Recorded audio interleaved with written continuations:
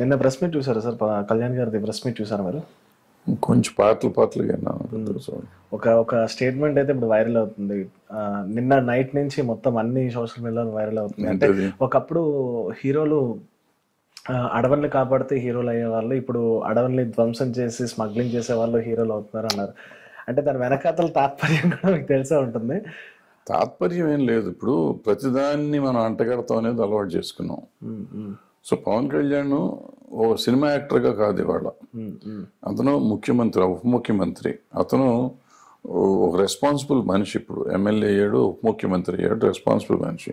అక్కడ ఏ సందర్భంలో మాట్లాడినప్పుడు ఇవాళ సినిమాల పరిస్థితిని గురించి మాట్లాడాడు. పరిస్థితి మాట్లాడినప్పుడు ప్రాబ్లం ఆయన చూసిన సినిమా ఇదే ఉంటుంది. ఆయన సినిమాలు చూడడం నాకు తెలిసినంత వరకు ఆయన చూసిన సినిమా అదేమో. అది చూస్తే దాని మీద మామూలుగా చెప్పాడు, ఇట్లా ఒకప్పుడు హీరోలు ఇట్లా ఉండేవారు, ఇప్పుడు హీరోలు స్మగ్లర్స్ అవుతున్నారు. ఆ సినిమా గందరగుడి నుంచి కాపీ, అది ఇంగ్లీష్ ముందు తమిళ్లో చేశారు, మళ్ళీ ఇప్పుడు తెలుగులో చేశారు. రకరకాల మార్పులు చేసినప్పుడు ఆ రోజుల్లో హీరో గంధాన్ని పట్టుకుంటానికి హీరో, ఇప్పుడు గంధం స్మగుల్ చేయడానికి హీరో చేశారు అని చెప్పుకొచ్చాడు.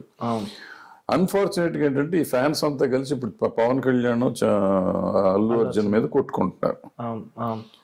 ఆ కొట్టుకునే దాని మీద వీళ్ళంతా కలిసి దానికి చూసావా, పవన్ కళ్యాణ్ వెంటనే అల్లు అర్జున్ తిట్టాడు. వాళ్ళు ఒక ఫ్యామిలీ, కలిసి ఉంటారు, చిన్నప్పటి నుంచి కలిసి పెరిగిన వాళ్ళు ఎందుకు తిట్టుకుంటారు?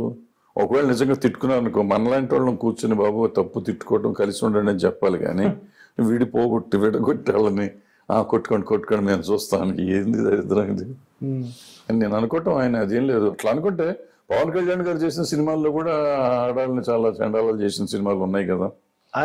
చిరంజీవి గారు చేసిన సినిమాల్లో ఉన్నాయి కదా, ఎన్టీ రామారావు గారు చేసిన సినిమాల్లో, నాగేశ్వరరావు చేసిన, శోభన్ బాబు, కృష్ణ, టేక్ ఎనీ హీరో, హీరోయిన్ల వెనకాల పడి పాటలు పాడిన సినిమాలు లేవా? మరి అంటే పాటలు పాడతాం అంటే ఇవన్నీ చేస్తానే ఉంటాం కదా, ఏదో ఒకటి ఉండకుండా ఉంటుంది. ఆ రోజులకి అది